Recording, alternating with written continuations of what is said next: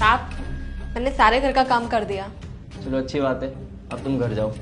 लेकिन साहब। हाँ बोलो, क्या बोलना चाहते हो तुम? साहब दिवाली का त्योहार है और मुझे कुछ पैसे चाहिए थे। आपको तो पता ही है इतना बड़ा त्योहार है और मुझे पैसों की बहुत ज़्यादा ज़रूरत है। अगर आप मुझे पैसे दे देते तो ये दिवाली का त्योहार अच्छा बन जाता। कांता भाई, तुम्हें तो पता है कंपनी कितनी लॉस में जा रही है और मेरे पास 1 रुपये भी नहीं है इस टाइम, तो मैं ना तुम्हें पैसे नहीं दे सकता। और इस बार पैसे का जुगाड़ ना तुम कहीं और से कर सकते हो। अरे नहीं नहीं साहब, आप ऐसा मत बोलो। अगर आप मुझे पैसे नहीं दोगे तो और कौन देगा। साहब आपको तो पता ही है इतना बड़ा त्योहार है और हम लोग त्योहार कैसे मनाएंगे। और साहब मुझे ना उन पैसों से अपने बच्चे के लिए कपड़े भी लेकर आने हैं। देखो ना आपने कितने गंदे कपड़े पहन रखे हैं इसने। अब ये सब दिखा के तुम मेरे को क्या जताना चाहते हो कि मैं तुम्हें पैसे दे दूं? जब मैंने तुम्हें एक बार बोल दिया नहीं है मेरे पास पैसे, तो जा सकते हो तुम। अरे साहब आप देखो ना मेरा बच्चा कितना ज़्यादा उदास है। ये मुझसे कपड़ों के लिए जिद भी कर रहा था। अगर आप मुझे पैसे नहीं दोगे तो मैं इसको कपड़े कैसे दिलाऊंगी। और वैसे भी साहब आपके पास तो मेरे सिर्फ 1000-2000 रुपये निकलते हैं और आपके लिए कौन सी बड़ी बात है। साहब प्लीज़ मैं आपके आगे हाथ जोड़ती हूँ, आप मुझे पैसे दे दो। तुम मुझे एक बात बताओ, दिवाली में नए कपड़े पहनना जरूरी है क्या? जब इसके पास इतने अच्छे खासे कपड़े हैं तो नए कपड़े पहनने की क्या जरूरत है और क्या बुराई है इस कपड़े में? साहब देखो ना मोहल्ले में सारे घर के बच्चे अच्छे कपड़े पहनेंगे और एक मेरा ही बेटा अच्छे कपड़े नहीं पहनेगा तो कितना अजीब लगेगा ना। इसलिए मैं आपको बोल रही हूँ प्लीज़ मुझे पैसे दे दो। देखो कांता भाई, जिसकी जितनी हैसियत होती है ना उसी के हिसाब से वो कपड़ा पहनता है, और जितनी तुम्हारी हैसियत है ना उसके हिसाब से ये कपड़े बिल्कुल सही है। कोई बात नहीं साहब, मेरा बच्चा दिवाली के दिन पुराने कपड़े पहन लेगा। लेकिन साहब घर में और भी तो सामान लाना होता ना, उसके लिए भी आप थोड़े से पैसे दे देंगे तो ठीक रहेगा। मेरे घर में इस टाइम पे कुछ भी नहीं है। 1 मिनट।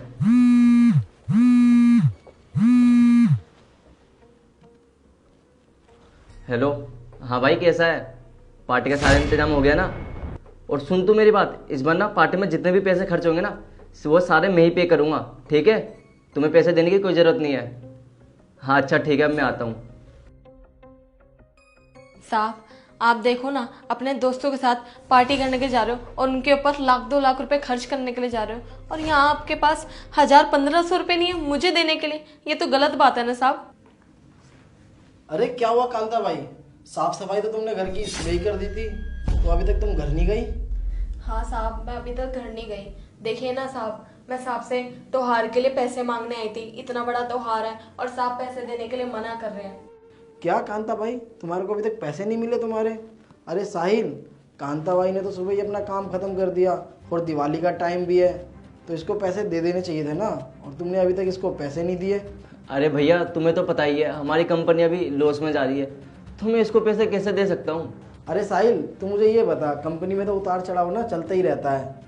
कांता भाई के पैसे ही कितने होंगे, थोड़े बहुत पैसे होंगे, दे दे इसको। अरे भैया आप ना चुप करो, मेरे पास ना 1 रुपये भी नहीं है इसको देने के लिए पैसे अभी। मैं इसको पैसे ना कल दे दूंगा। साहब मैंने साहब को बोला था पैसे देने के लिए, लेकिन साहब पैसे देने के लिए बिल्कुल भी तैयार ही नहीं है। और साहब देखिए ना साहब अपने दोस्तों के साथ पार्टी में जा रहे हैं। क्या कहा कांता भाई तुमने? ये पार्टी करने जा रहा है? अरे साहिल, जब ही हमारी कंपनी लॉस में चल रही है तू बेफजूल के खर्चे इतने क्यों करता है? और तू मुझे ये बता, जिसको जरूरत है पैसों की उसको पैसा देना तू।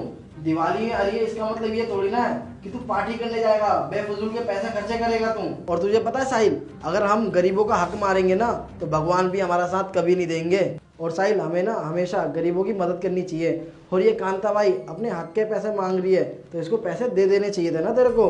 और तू खुद देख ले कैसे कपड़े पहन रखे इसके लड़के ने गंदे से। अरे इसको पैसे मिल जाएंगे तो कुछ कपड़े भी ले आएंगे। और तेरे को पता है गरीब लोगों को ना त्यौहार पे ही पैसे की ज़रूरत पड़ती है, और इनको उस वक्त पैसे नहीं मिलेगा तो किस हिसाब से इनका घर चलेगा? हाँ भैया आप बिल्कुल सही कह रहे हो। मैं ना अपने दोस्तों पे बहुत ज़्यादा पैसे खर्च कर देता हूँ, और बात जब इन गरीबों पे आती है तो मैं अपने कदम ना पीछे ले लेता हूँ। और भैया मुझे इनके साथ ऐसा नहीं करना चाहिए था। ये दिन रात इतनी मेहनत करती है हमारे घर में और फिर भी मैं इनकी मदद नहीं कर पा रहा। मुझे अपनी गलती पे शर्मिंदा है भैया, प्लीज़ आप मुझे माफ़ कर दो। और कांता भाई जो मैंने तुम्हें अभी बोला है ना वो मैंने बहुत गलत बोला है, मुझे शर्मिंदा है अपने बातों पे, प्लीज़ मुझे माफ़ कर देना। और तुम क्या कह रहे थे कि तुम्हें 1000-1500 रुपये चाहिए? रुको मैं तुम्हारे पैसे देता हूँ।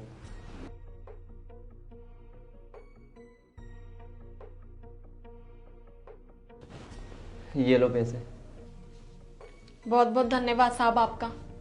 और साहब आपका भी बहुत बहुत धन्यवाद। चले बेटा।